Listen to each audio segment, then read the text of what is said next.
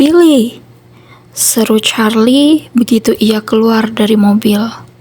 Aku berbalik menuju rumah, memberi isyarat pada Jacob untuk mendekat sambil meraih-raih ke bawah serambi. Aku mendengar Charlie menyambut mereka lantang di belakangku. "Tadinya aku mau berpura-pura tidak melihatmu di belakang kemudi, Jack," protesnya. "Kami mendapat izin meninggalkan reservasi," kata Jacob, sementara aku membuka pintu dan menyalakan lampu teras. "Ya, tentu saja," Charlie tertawa. "Bagaimanapun, aku harus mampir kemari." Aku mengenali suara Billy yang menggelegar itu dengan mudah. Meski sudah bertahun-tahun, suaranya membuatku tiba-tiba merasa lebih muda, masih kanak-kanak. Aku masuk, membiarkan pintu tetap terbuka dan menyalakan semua lampu sebelum menanggalkan jaket. Lalu aku berdiri di ambang pintu dengan was-was memperhatikan Charlie dan Jacob membantu Billy keluar dari mobil dan mendudukannya di kursi roda. Aku menepi memberi jalan ketika ketiganya bergegas masuk menghindari hujan. "Ini kejutan," kata Charlie. "Sudah terlalu lama," sahut Billy. "Kuharap kami datang di waktu yang tepat." Matanya yang gelap bersinar menatapku. Ekspresinya tak dapat ditebak. "Tidak masalah, kuharap kau bisa tinggal untuk menyaksikan pertandingan." Jacob nyengir. "Kurasa itulah rencananya. TV kami rusak sejak minggu lalu." Billy menatap anaknya dengan pandangan menegur. Dan tentu saja Jacob sudah tak sabar ingin bertemu Bella lagi. Ia menambahkan. Jacob cemberut dan menundukkan kepala sementara aku mencoba mengenyahkan perasaan menyesal yang menyelimutiku. Barangkali rayuanku di pantai tempo hari kelewat meyakinkan. "Kalian lapar?" tanyaku berbalik menuju dapur. Aku ingin sekali melarikan diri dari tatapan Billy yang penasaran. "Tidak, kami sudah makan sebelum kemari," sahut Jacob. "Bagaimana denganmu, Charlie?" Aku menengok sambil meluncur ke sudut. "Tentu saja," balasnya. Suaranya terdengar berpindah ke ruang depan, ke TV.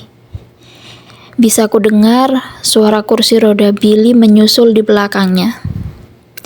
Sandwich panggang keju sudah siap di wajan dan aku sedang mengiris tomat ketika merasakan seseorang di belakangku.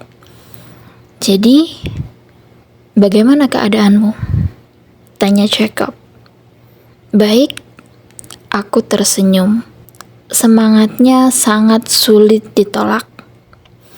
"Bagaimana denganmu? Apakah mobilmu sudah selesai?" "Belum," keningnya berkerut. "Aku masih perlu beberapa bagian lainnya. Kami meminjam mobil itu." Ia menunjuk pekarangan dengan ibu jari. "Maaf, aku belum melihat. Apa yang kau cari?" "Master silinder," ia nyengir. "Apakah trukmu bermasalah?" lanjutnya tiba-tiba. "Tidak." "Oh, aku hanya penasaran sebab kau tidak menggunakannya."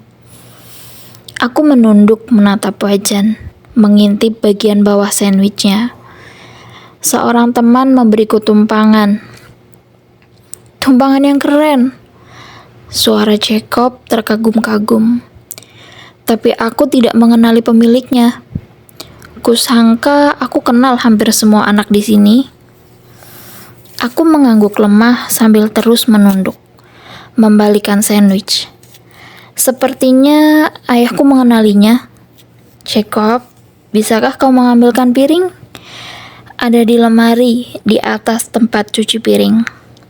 "Tentu saja." Ia mengambil piring tanpa mengatakan apa-apa. Kuharap ia tidak meneruskan topik itu lagi.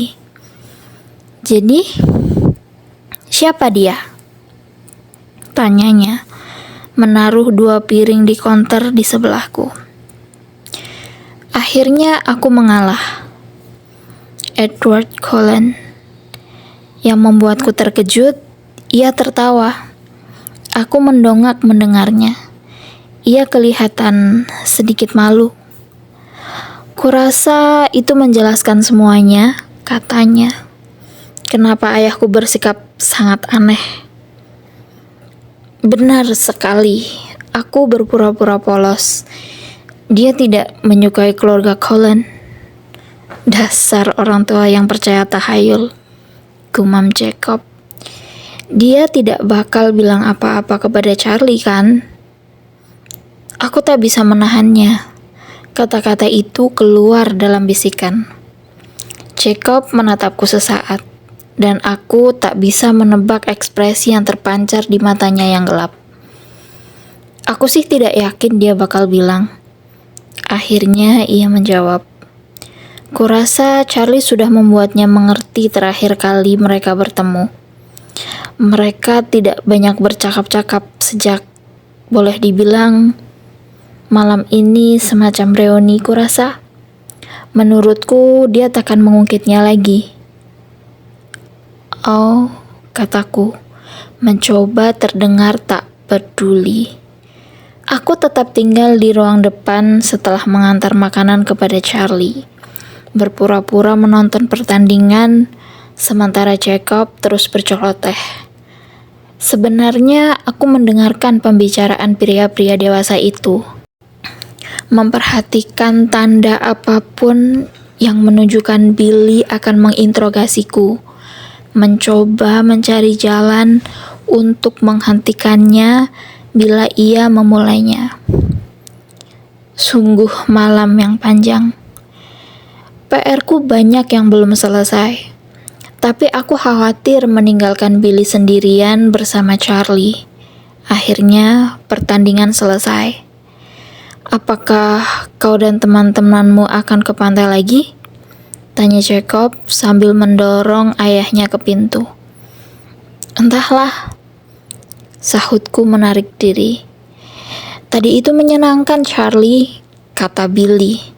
Datanglah untuk menonton pertandingan berikutnya, ujar Charlie membesarkan hati Billy. Tentu, timpal Billy. Kami akan datang. Selamat tidur. Ketika tatapannya beralih padaku, senyumnya memudar. Jaga dirimu, Bella. Tambahnya serius. Terima kasih. Gumamku lalu berpaling. Aku bergegas menuju tangga, sementara Charlie melambaikan tangannya di ambang pintu. Bella, tunggu, serunya. Hatiku mencelos.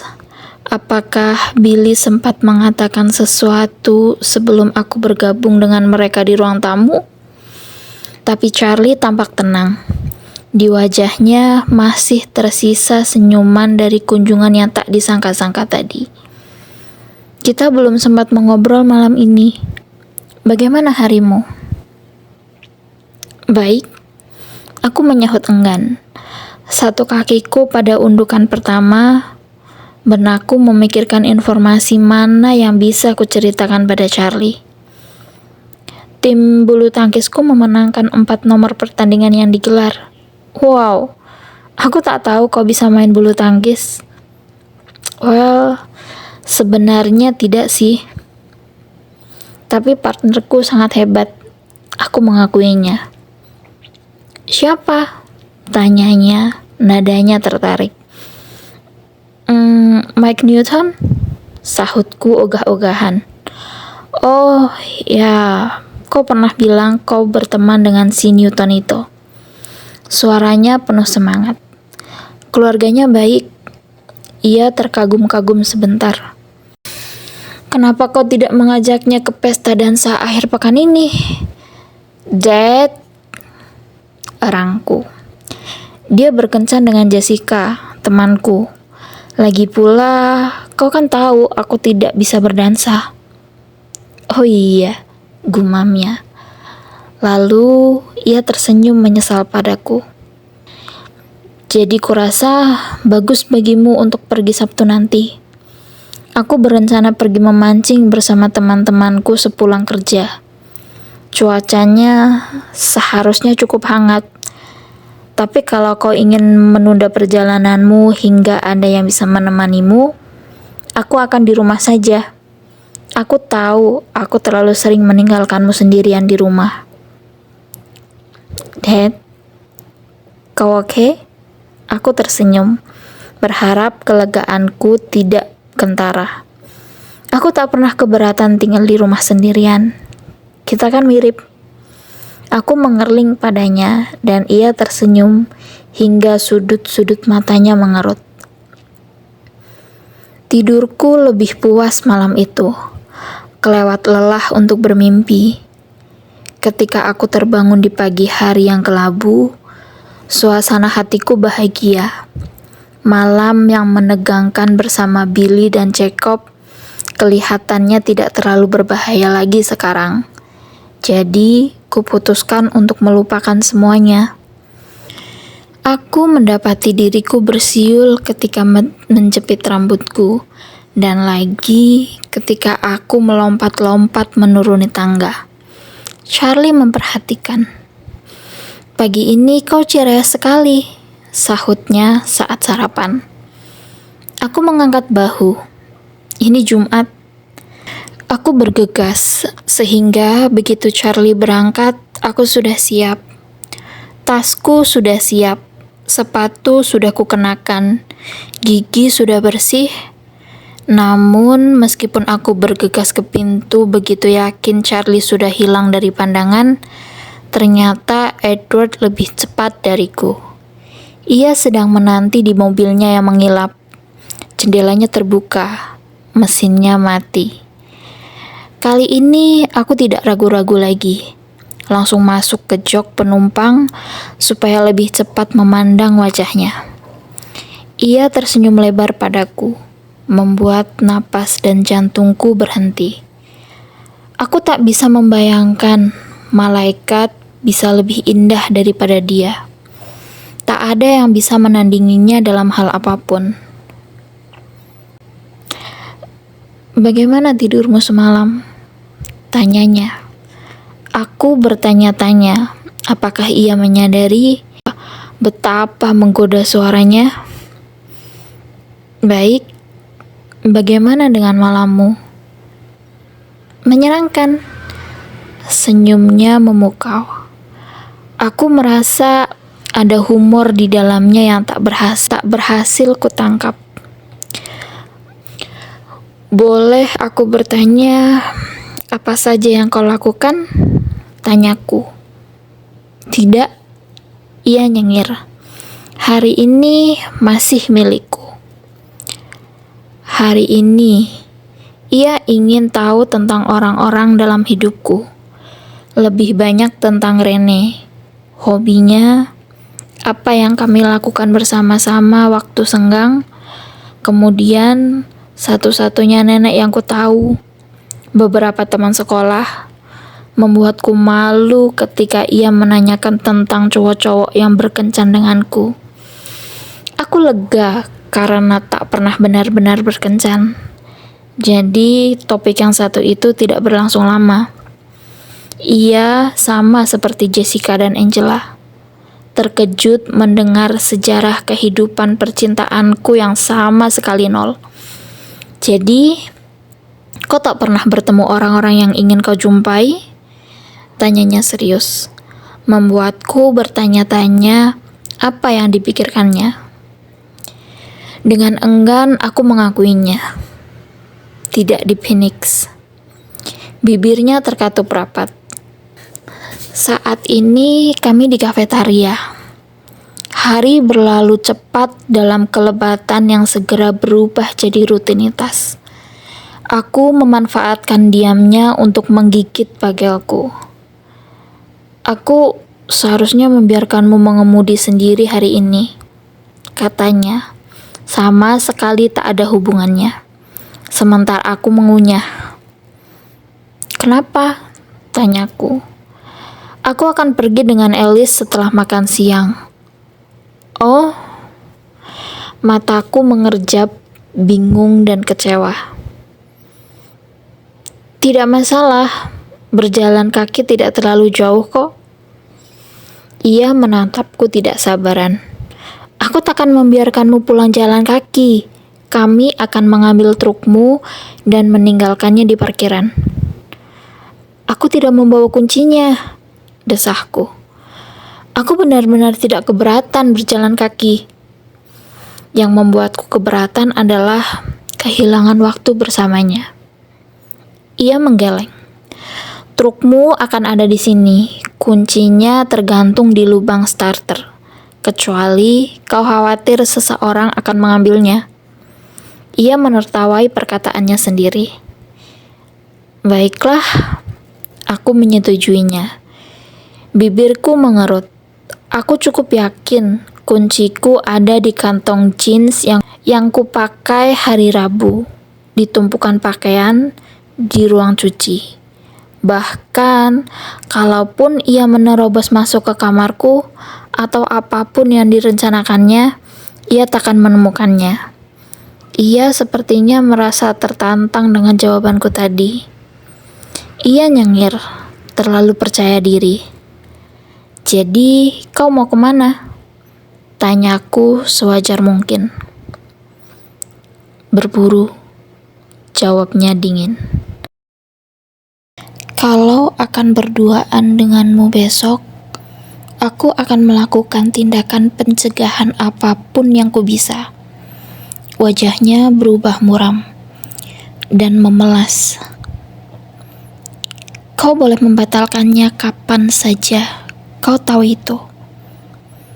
Aku menunduk, khawatir akan tatapannya yang persuasif. Aku menolak merasa takut padanya, tak peduli betapa nyata bahaya yang mungkin menghadang. Itu tidak masalah, ulangku dalam benakku. Tidak, bisikku, balas menatapnya. Aku tak bisa. Barangkali kau benar, gumamnya putus asa. Warna matanya berubah gelap ketika ku perhatikan. Aku mengubah topik kami. Jam berapa kita bertemu besok? Tanyaku. Sudah merasa sedih memikirkan ia bakal pergi. Tergantung, itu kan Sabtu. Tidakkah kau ingin bangun lebih siang? Ia menawarkan. Tidak, aku menjawab terlalu cepat. Ia menahan senyum. Kalau begitu, waktu yang sama seperti biasa, katanya. Charlie akan ada di rumah? Tidak, besok dia pergi mancing. Ujarku membayangkan betapa semuanya berjalan lancar. Suaranya berubah tajam. Dan kalau kau tidak pulang, apa yang akan dipikirkannya? Aku tidak tahu, jawabku tenang. Dia tahu aku berencana mencuci pakaian. Barangkali dipikirnya aku terjatuh ke dalam mesin cuci. Ia memandangku marah, dan aku membalasnya. Kemarahannya juga lebih mengesankan daripada kemarahanku. Kau akan berburu apa malam ini? Tanyaku akhirnya ketika yakin telah kalah dalam adu tatapan marah. Apa saja yang kami temukan?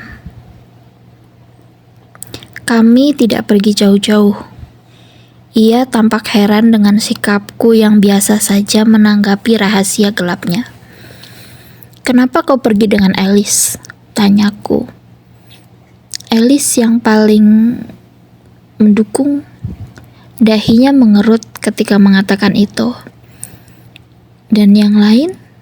Tanyaku hati-hati. Mereka apa? Sesaat ia mengernyitkan alis. Bisa dibilang Tidak percaya? Aku langsung menoleh ke arah keluarganya. Mereka duduk memandang ke berbagai arah. Persis seperti ketika aku pertama kali melihat mereka. Hanya saja, sekarang mereka berempat. Saudara laki-laki mereka yang menawan dan berambut perunggu duduk bersebelahan denganku. Matanya yang keemasan tampak gelisah. Mereka tidak menyukaiku. Aku mencoba menebak. Bukan itu, protesnya. Tapi tatapannya kelewat polos. Mereka tidak mengerti kenapa aku tidak bisa meninggalkanmu. Aku meringis. Untuk masalah ini, aku juga tidak mengerti. Edward menggeleng pelan. Matanya memandangi langit-langit sebelum menatapku lagi. Sudah kubilang, kau sendiri sama sekali tidak memahami dirimu. Kau tidak seperti orang-orang yang pernah kukenal. Kau membuatku kagum. Aku memandang marah kepadanya, karena yakin ia sedang menggodaku sekarang. Ia tersenyum begitu memahami ekspresiku. Dengan keunggulan yang kumiliki, gumamnya menyentuh dahinya dengan hati-hati. Aku lebih baik daripada manusia umumnya. Manusia bisa ditebak, tapi kau tak pernah seperti yang kuduga. Kau selalu membuatku jut. Aku berpaling. Mataku kembali mengamati keluarganya. Merasa malu dan tidak puas. Kata-katanya membuatku merasa seperti kelinci percobaan. Aku ingin menertawai diriku sendiri karena mengharapkan yang lain. Bagian itu cukup mudah untuk dijelaskan. Lanjutnya, aku merasakan tatapannya di wajahku, tapi aku belum bisa menatapnya. Khawatir ia bisa saja membaca kekecewaan di mataku.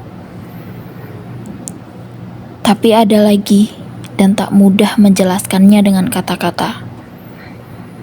Aku masih memandangi keluarga Cullen ketika ia berbicara. Tatapan Rosalie, saudaranya yang berambut pirang dan luar biasa cantik, berpaling dan menatapku. Tidak, bukan melihat, melainkan menatap marah dengan tatapan gelap dan dingin. Aku ingin berpaling, tapi tatapannya memerangkapku sampai akhirnya Edward menghentikan kata-katanya dan menggeram marah. Suaranya nyaris seperti desisan. Rosalie membuang muka, dan aku lega karena terbebas dari tatapannya. Aku kembali menatap Edward, dan tahu ia bisa melihat perasaan bingung dan takut yang memenuhi mataku. Wajahnya tegang ketika menjelaskan. Maaf soal itu. Dia hanya khawatir. Begini, bukan hanya aku yang bakal terancam. Kalau setelah menghabiskan begitu banyak waktu denganmu terang-terangan, ia menunduk. Kalau ini berakhir dengan buruk, ia menaruh kepalanya di antara kedua tangannya seperti yang dilakukannya malam itu di Port Angeles. Kesedihannya sangat nyata. Ingin rasanya aku menenangkannya, tapi aku tak tahu bagaimana caranya. Kupaksakan tanganku meraihnya dengan cepat, meski akhirnya kujatuhkan lagi ke meja. Khawatir sentuhanku malah memperburuk keadaan. Perlahan, aku menyadari kata-katanya seharusnya membuatku takut. Aku menunggu rasa takut itu, tapi sepertinya yang dapat kurasakan hanya perasaan pedih karena rasa sakit yang dialaminya. dan perasaan frustasi. Frustasi karena Rosali telah menyela apapun itu yang hendak dikatakannya. Aku tak tahu bagaimana caranya membuatnya membicarakannya lagi. Ia masih memegangi kepalanya. Aku berusaha bicara sewajar mungkin. Kau harus pergi sekarang? Iya. Ia mengangkat wajah. Sesaat wajahnya serius. Kemudian suasana hatinya berubah dan ia tersenyum. Mungkin ini yang terbaik. Kita masih punya 15 menit menonton film menyedihkan itu di kelas biologi. Aku tidak yakin bisa melakukannya lagi. Aku hendak beranjak. Alice, rambut gelapnya yang pendek berpotongan lancip membingkai wajahnya yang seperti peri kecil. Tiba-tiba sudah berdiri tepat di belakang Edward. Posturnya ramping, elegan meski tidak bergerak. Edward menyapanya tanpa memalingkan pandangan dariku. Alice? Edward, balasnya. Suara soprano tingginya nyaris sama menariknya seperti suara Edward. Alice, ini Bella. Bella, ini Alice. Ia memperkenalkan kami, menunjuk kami sesantai mungkin. Senyum sinis mengembang di wajahnya. Halo Bella. Warna matanya yang seperti batu obsidian tak bisa ditebak. Tapi senyumnya bersahabat. Senang akhirnya bisa berkenalan. Dan pandangan misterius ke arahnya. Hai Alice, sapaku malu-malu. Sudah siap? Tanya pada Edward. Suaranya dingin. Hampir. Kita ketemu di mobil. Tanpa mengucapkan apa-apa, Alice meninggalkan kami. Langkahnya sangat gemulai, begitu anggun sehingga membuatku iri. Haruskah aku mengucapkan selamat bersenang-senang? Atau kalimat itu tidak tepat? Tanyaku berbalik menghadap Edward lagi. Tidak, selamat bersenang-senang sudah cukup. Ia tersenyum. Kalau begitu, selamat bersenang-senang. Aku berusaha terdengar tulus. Tentu saja aku tidak bisa menipunya. Akan ku coba. Ia masih tersenyum. Dan kau, jagalah dirimu, kumohon. Aman di Forks. Itu sih gampang. Bagimu memang gampang. Rahangnya mengeras. Janji? Aku janji akan menjaga diri, ulangku. Aku akan mencuci malam ini. Pasti bakal penuh bahaya. Jangan terjatuh, ejeknya. Lihat saja, ia bangkit berdiri, aku juga. Sampai ketemu besok, desahku. Sepertinya bakalan lama bagimu, ya kan? Godanya. Aku mengangguk sedih. Aku akan datang esok pagi. Ia berjanji, tersenyum lebar. Ia mengulurkan tangan, menyentuh wajahku, mengusap lembut pipiku, lalu ia berbalik dan pergi. Aku memandanginya hingga ia tak terlihat lagi. Aku amat tergoda untuk membolos selama sisa pelajaran hari itu. Setidaknya pelajaran olahraga.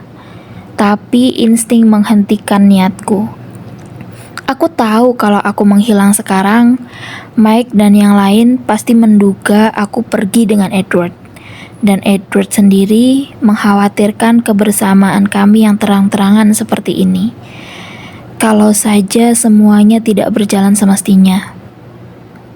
Aku mencoba mengenyahkan keinginan itu dan lebih berkonsentrasi membuat segalanya lebih aman baginya. Dengan sendirinya aku tahu Dan rasanya ia juga bahwa esok adalah saat yang penting. Hubungan kami tak bisa berlanjut secara seimbang, seperti layaknya hubungan di ujung tanduk. Kami akan terjatuh ke satu sisi atau sisi lain, tergantung sepenuhnya pada keputusannya atau instingnya. Keputusanku sendiri sudah bulat, bahkan sebelum aku memutuskannya dengan sadar, dan aku bertekad menjalankannya. Karena tak ada yang lebih menakutkan buatku, lebih menyakitkan daripada menjauhkan diriku darinya. Itu sesuatu yang mustahil. Aku pergi ke kelas dengan patuh. Aku tak bisa mengatakan sejujurnya apa yang terjadi di kelas biologi. Pikiranku kelewat sibuk memikirkan hari esok. Di olahraga, Mike mengajakku bicara lagi, berharap aku bersenang-senang di settle. Hati-hati ku jelaskan bahwa aku tidak jadi pergi. Khawatir trukku takkan sanggup. Kau akan ke pesta dansa dengan Cullen? Tanyanya tiba-tiba marah. Tidak, aku sama sekali tidak akan ke pesta dansa. Lalu, apa yang akan kau lakukan? Tanyanya kelewat ingin tahu. Keinginanku paling besar adalah menyuruhnya tidak ikut campur. Tapi sebagai gantinya, dengan cerdik aku berbohong. Cucian, dan aku harus belajar untuk ujian trigono atau nilaiku bakal jelek. Apakah Cullen membantumu belajar, Edward? Aku menekankan, tidak akan membantuku belajar. Dia pergi entah kemana akhir pekan ini. Kebohongan itu mengalir lebih alami dari biasanya, dan ini membuatku terkejut. Oh, katanya kembali bersemangat. Kau tahu, kau bisa datang ke pesta bersama kami. Pasti keren. Kami semua akan berdansa denganmu, janjinya. Bayangan wajah Jessica mengubah nada suaraku lebih tajam dari seharusnya. Aku tidak akan pergi ke pesta dansa. Oke? Ya sudah, ia marah lagi. Aku hanya menawarkan. Ketika sekolah akhirnya selesai, aku berjalan lemas menuju parkiran. Aku terutama tak ingin pulang berjalan kaki. Tapi aku tak mengerti bagaimana ia bisa membawa trukku ke sini. Tapi aku mulai percaya tak ada yang mustahil baginya. Insting terakhirku terbukti benar. Trukku diparkir di tempat ia memarkir Volvo-nya tadi pagi. Aku menggeleng tak percaya, membuka pintu yang tak terkunci dan melihat kuncinya menggantung di lubang starter. Selembar kertas tergeletak di cokku. Aku mengambilnya dan menutup pintu sebelum membuka lipatannya. Tertera 2 kata dalam tulisan yang elegan. Jaga dirimu. Suara deru truk membuatku kaget. Aku menertawai diriku sendiri. Ketika aku sampai di rumah, pintunya terkunci. Namun gemboknya terbuka. Persis seperti yang kutinggalkan pagi tadi. Sesampai di dalam, aku langsung ke ruang cuci. Kelihatannya juga sama seperti ketika aku tinggalkan tadi. Aku mencari jeansku. Dan setelah menemukannya, ku periksa sakunya. Kosong. Barangkali kuncinya telah kugantungkan di suatu tempat, pikirku sambil menggeleng. Mengikuti insting sama yang telah membuatku berbohong pada Mike, aku menelpon Jessica untuk berpura-pura mendoakan semoga pesta dansanya berjalan lancar. Ketika ia menyampaikan harapan yang sama untuk hariku bersama Edward, aku memberitahunya tentang pembatalan itu. Sebagai pihak ketiga yang tak ada hubungannya sama sekali, Ia terdengar lebih kecewa dari seharusnya. Aku langsung mengakhiri pembicaraan setelah itu. Sepanjang makan malam, Charlie melamun, mengkhawatirkan sesuatu tentang pekerjaannya. Kurasa, atau mungkin pertandingan basket, atau mungkin ia hanya benar-benar menikmati lasagna yang kubuat. Sulit menebak apa yang dipikirkan Charlie. Kau tahu, Dad? Aku memulai, membuyarkan lamunannya. Ada apa, Bel? Kurasa kau benar tentang Settle. Kurasa aku akan menunggu sampai Jessica atau orang lain bisa pergi bersamaku. Oh? Katanya terkejut. Oh, oke. Jadi kau ingin aku menemanimu di rumah? Tidak, Dad. Jangan ubah rencanamu. Aku punya banyak hal yang harus kulakukan. Mencuci. Aku perlu ke perpustakaan dan ke toko kelontong. Aku akan pergi ke sana kemari seharian. Kau pergi saja dan bersenang-senanglah. Kau yakin? Tentu, Dad. Lagi pula, persediaan ikan kita sudah menipis. Persediaan kita tinggal cukup untuk 2 atau 3 tahun barangkali. Mudah sekali hidup bersamamu, Bel. Ia tersenyum. Kau juga, Dad, kataku tertawa. Tawaku reda, tapi sepertinya Dad tidak memperhatikan. Aku merasa sangat bersalah telah membohonginya. Sampai-sampai aku nyaris mengikuti nasihat Edward dan mengatakan yang sebenarnya. Nyaris. Setelah makan malam, aku melipat pakaian dan memindahkan sebagian lagi ke mesin pengering. Sayangnya, ini jenis pekerjaan yang hanya dapat menyibukkan tangan saja. Pikiranku jelas punya banyak waktu senggang dan sudah mulai tak terkendali. Pikiranku berpindah-pindah antara antisipasi yang begitu kuat hingga nyaris menyakitkan, dan perasaan sangat takut yang membulatkan tekadku. Aku harus terus mengingatkan diri bahwa aku telah membuat keputusan dan tak akan mengubahnya. Aku mengeluarkan kertas berisi tulisannya dari sakuku lebih sering dari yang diperlukan untuk menyerap 2 kata yang ditulisnya. Ia ingin agar aku selamat. Aku mengingatkan diriku sendiri berulang-ulang. Aku hanya perlu berpegangan pada keyakinan bahwa akhirnya hasrat itu akan mengalahkan segalanya. Dan apa pilihanku yang lainnya? Mengenyahkannya dari hidupku? Tidak mungkin. Lagi pula, sejak aku datang ke Forks, kelihatannya hidupku benar-benar tentang dirinya.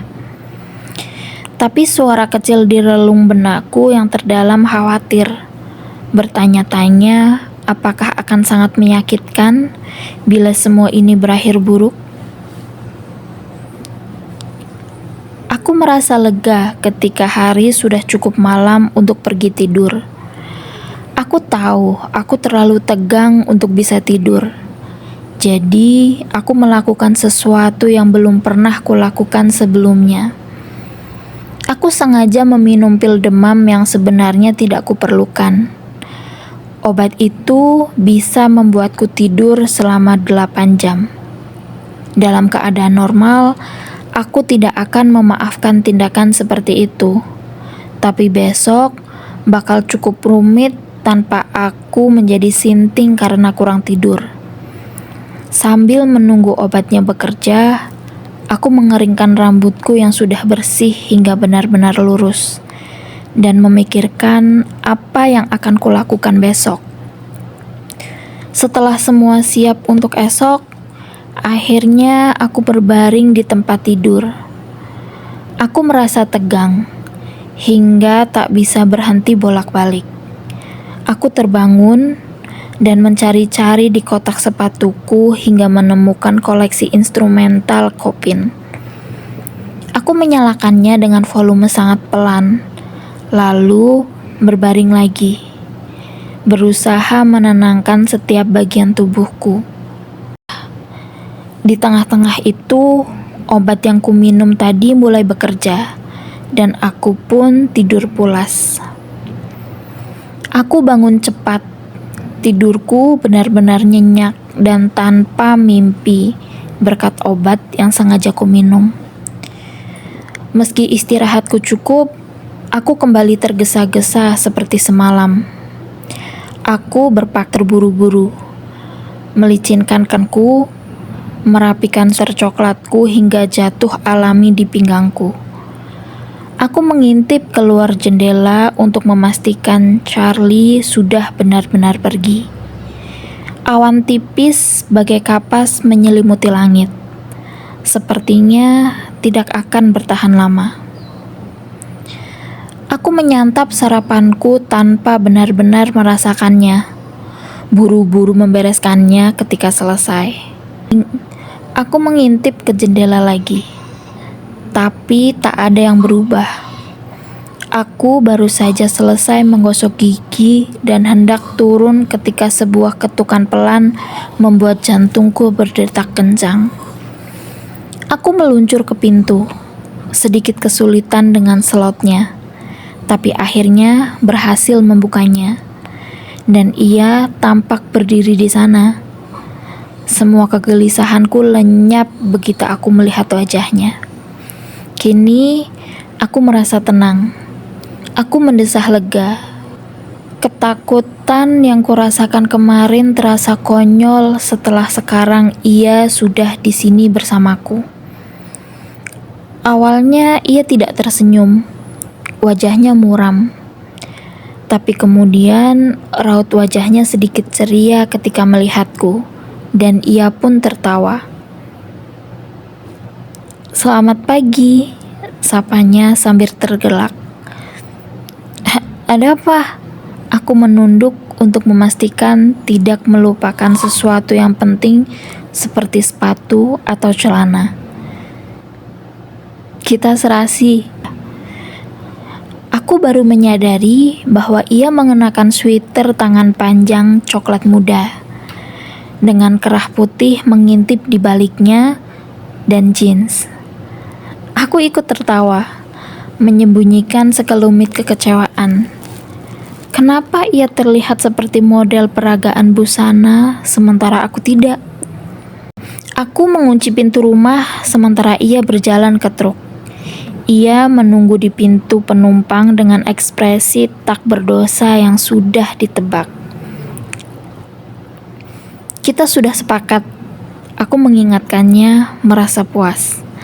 Lalu aku masuk ke kursi kemudi dan meraih ke seberang untuk membukakan pintu baginya. "Kemana?"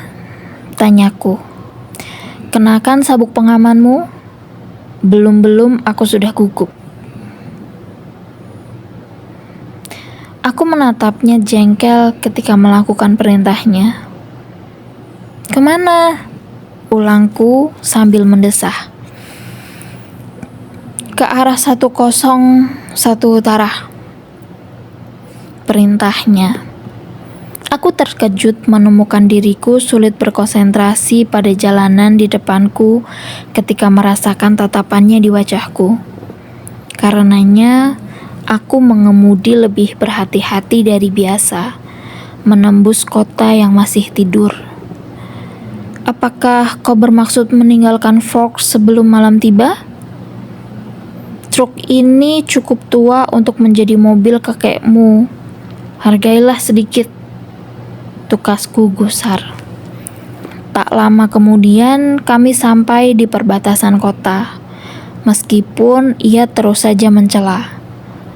Pemandangan semak belukar yang lebat dan batang-batang pohon berselimut lumut menggantikan perkarangan dan rumah-rumah yang tadi kami lewati. "Belok kiri di 110," perintahnya ketika aku hendak bertanya. Aku mematuhinya tanpa berkata-kata. Sekarang, terus hingga ke ujung jalan. Aku bisa mendengar senyum dalam suaranya, tapi terlalu takut bakal keluar jalur dan membuktikan ia benar untuk merasa was-was. Dan di ujung jalan sana ada apa? Aku bertanya-tanya. Jalan setapak. Kita akan mendaki gunung. Untung aku memakai sepatu tenis. Apakah itu masalah? Ia terdengar tidak kaget. Tidak. Aku berusaha agar jawabanku terdengar meyakinkan. Tapi kalau pikirnya trukku berjalan pelan... Jangan khawatir. Jaraknya hanya kurang lebih 5 mil. Dan kita tidak perlu terburu-buru. 5 mil? Aku tidak menyahut, supaya ia tidak mendengar kepanikan dalam suaraku. 5 mil dengan akar-akar berbahaya dan bebatuan yang mudah luruh. Sepertinya ia berencana membuat pergelangan kakiku kesleo, atau bahkan melukaiku. Ini akan jadi perjalanan memalukan. Selama beberapa saat, kami melanjutkan tanpa bicara. Sementara aku membayangkan kengerian yang bakal kuhadapi. Apa yang kau pikirkan? Tanyanya tak sabar setelah beberapa saat. Lagi-lagi aku berbohong. Hanya membayangkan tempat yang kita tuju. Tempat itu sering kudatangi ketika cuaca sedang bersahabat. Aku memandang keluar jendela ke awan-awan yang mulai menepis. Charlie bilang hari ini bakal hangat. Apakah kau menceritakan rencanamu padanya? Tanyanya. Tidak. Tapi Jessica mengira kita pergi ke Seattle bersama-sama. Ia kelihatannya senang dengan pemikiran itu. Tidak, aku bilang kau membatalkan rencana itu. Dan itu benar. Tidak ada yang tahu kau bersamaku? Sekarang ia marah. Tergantung. Kurasa kau memberitahu Alice. Sangat membantu Bella, tukasnya jengkel. Aku berpura-pura tidak mendengar. Apakah Fox membuatmu begitu tertekan sehingga kau kepingin bunuh diri? Tanyanya ketika aku mengabaikan kata-katanya. Katamu kau bisa mendapat masalah kalau kita terlihat bersama-sama di depan orang banyak. Aku mengingatkannya. Jadi, kau mengkhawatirkan masalah yang mungkin menimpaku kalau kau tidak pulang ke rumah? Ia masih terdengar marah dan sangat sinis. Aku mengangguk, pandanganku tetap ke jalan. Ia menggumamkan sesuatu, berbicara begitu cepat hingga aku tak bisa memahaminya. Selama sisa perjalanan, kami membisu. Aku bisa merasakan gelombang kemarahan dan kekecewaan dalam dirinya, dan aku tak tahu harus bilang apa.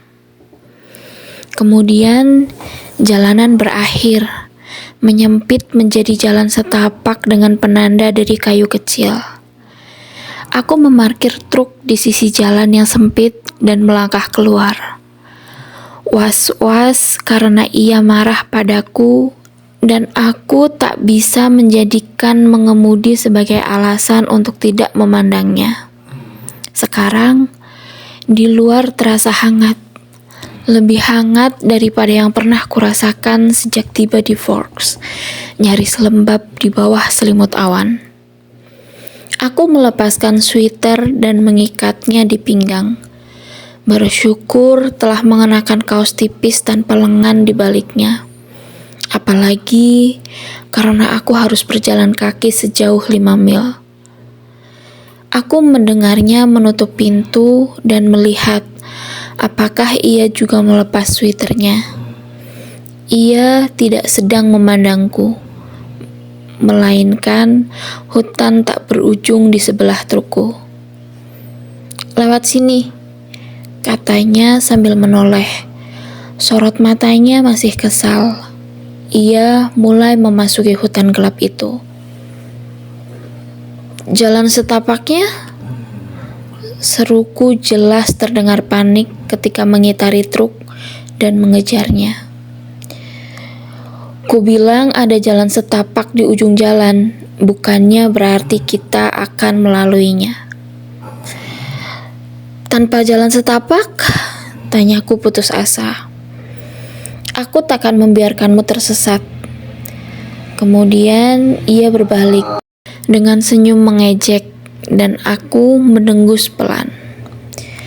Kaos putihnya tanpa lengan dan ia tidak mengancingkannya, sehingga kulit putihnya yang mulus terpapar dari leher hingga ke dada. Otot-ototnya yang sempurna tak lagi tampak samar dari balik pakaian yang membalutnya. Ia terlalu sempurna, pikirku sambil menatap tajam dengan putus asa. Tidak mungkin makhluk yang menyerupai dewa ini ditakdirkan untukku. Ia menatapku, keheranan melihat ekspresiku yang tersiksa. "Kau ingin pulang?" tanyanya tenang. Perasaan tersiksa yang sedikit berbeda dariku terdengar dalam suaranya. "Tidak." Aku melangkah maju sampai ke dekatnya, tak ingin membuang-buang lagi 1 detik atau berapapun lamanya waktuku bersamanya. "Ada apa?" tanyanya lembut. "Aku bukan pendaki yang baik," sahutku tolol. "Kau harus sangat sabar." "Aku bisa sabar kalau aku berusaha keras." Ia tersenyum sambil menatap mataku, berusaha mengangkatku dari kesedihan yang mendadak dan tak bisa dijelaskan. Aku mencoba membalas senyumnya, tapi senyumku tidak meyakinkan. Ia mengamati wajahku. "Aku akan membawamu pulang," janjinya. Aku tak bisa mengatakan apakah janji itu tanpa syarat, atau artinya ia akan mengantarku lalu pulang ke rumahnya sendiri. Aku tahu ia mengira rasa takutlah yang membuatku sedih. Dan sekali lagi aku bersyukur akulah satu-satunya orang dengan pikiran yang tak terbaca olehnya. Kalau kau mau aku menempuh 5 mil ke dalam hutan sebelum matahari terbenam, sebaiknya kau mulai menunjukkan arahnya, kataku dingin. Ia memandang marah padaku, mencoba memahami maksudku. Sesaat akhirnya ia menyerah dan mulai berjalan ke dalam hutan. Ternyata tidak sesulit yang kukhawatirkan. Jalan yang kami lalui kebanyakan datar, dan ia menahan dahan-dahan basah dan juntaian lumut supaya aku bisa lewat. Ketika jalan lurus yang dilaluinya terhalang pohon tumbang atau bebatuan besar, ia membantuku, mengangkatku dengan memegangi sikuku, dan langsung melepasku begitu selesai melewati rintangan. Sentuhan dingin kulitnya selalu membuat jantungku berdebar tak karuan. Ketika terjadi untuk kedua kali, aku sempat melihat wajahnya dan yakin entah bagaimana ia bisa mendengar detak jantungku. Aku berusaha mengalihkan pandanganku dari kesempurnaannya sebisa mungkin, tapi seringkali aku gagal. Setiap kali ketampanannya menusukku dengan kepedihan. Kami lebih sering berjalan dalam diam. Kadang-kadang ia melontarkan pertanyaan asal yang belum ditanyakannya 2 hari yang lalu ketika menginterogasiku. Ia menanyakan hari ulang tahunku, guru-guru sekolah dasarku, hewan peliharaanku semasa kecil, dan harus kuakui setelah 3 ekor ikan yang kupelihara berturut-turut mati, aku menyerah. Tak ingin lagi memiliki hewan peliharaan. Ia menertawaiku lebih keras dari biasanya. Gema yang seperti bunyi lonceng memantul ke arah kami dari hutan yang kosong. Pendakian itu nyaris menghabiskan waktu sebagian, tapi tak sekalipun ia menunjukkan tanda-tanda tidak sabar. Hutan itu membentang di sekeliling kami, dipenuhi jaring pepohonan kuno, dan aku mulai merasa gugup bahwa kami takkan menemukan jalan keluar lagi. Sebaliknya, ia sangat tenang, merasa nyaman berada di tengah-tengah jaring hijau, tak pernah tampak ragu tentang arah yang kami tuju. Setelah beberapa jam, cahaya yang menyusup di antara dedaunan pohon berubah, warna kehijauan yang suram berganti jadi hijau cerah. Hari telah berubah cerah, tepat seperti yang diramalkannya. Untuk pertama kali sejak kami memasuki hutan, aku merasa gembira, yang dengan cepat berubah menjadi tidak sabar. Apakah kita sudah sampai? Godaku pura-pura kesal. Hampir. Ia tersenyum melihat suasana hatiku yang sudah ceria lagi. Kau lihat cahaya terang di depan sana? Mataku menyipit, memandang hutan lebat itu. Apakah seharusnya aku bisa melihatnya? Ia nyengir. Barangkali belum kasat oleh matamu. Waktunya mengunjungi dokter mata, gumamku. Ia menyengir semakin lebar. Tapi kemudian, setelah melangkah 100 meter lagi, aku bisa melihat jelas cahaya di pepohonan di depan kami. Cahaya itu kuning, bukan hijau. Aku mempercepat langkah. Hasratku semakin bertambah di setiap langkahku. Ia membiarkanku berjalan di depan sekarang dan mengikutiku tanpa suara. Aku mencapai ujung kolam cahaya dan melangkah menembus tumbuhan pakis terakhir menuju tempat terindah yang pernah kulihat. Padang rumput itu kecil, melingkar sempurna, dan ditumbuhi bunga-bunga liar. Biru keunguan, kuning, dan putih lembut. Tak jauh dari tempatku berdiri, aku bisa mendengar senandung sungai. Matahari bersinar tepat di atas kami, menyinari lingkaran itu dengan kabut kekuningan. Aku berjalan pelan, terpesona, melihat rumput halus, bunga-bunga yang melambai-lambai, serta udara hangat dan keemasan. Aku setengah membalikkan badan, ingin berbagi ini semua dengannya. Tapi ia tak ada di belakangku seperti yang kukira. Aku memandang berkeliling, dengan ketakutan mencari-carinya. Akhirnya aku menemukannya, berdiri di bawah bayangan pepohonan lebat di tepi kegelapan hutan, memerhatikanku dengan tatapan was-was. Aku kembali melangkah ke arahnya. Sorot mataku syarat oleh rasa ingin tahu. Tatapannya hati-hati, enggan. Aku tersenyum menyemangati, mengulurkan tangan sambil terus melangkah ke arahnya. Ia mengangkat tangan mengingatkan, dan aku pun ragu, lalu terdiri. Edward tampak menghela napas dalam-dalam. Lalu ia melangkah ke tengah cahaya terang mentari siang.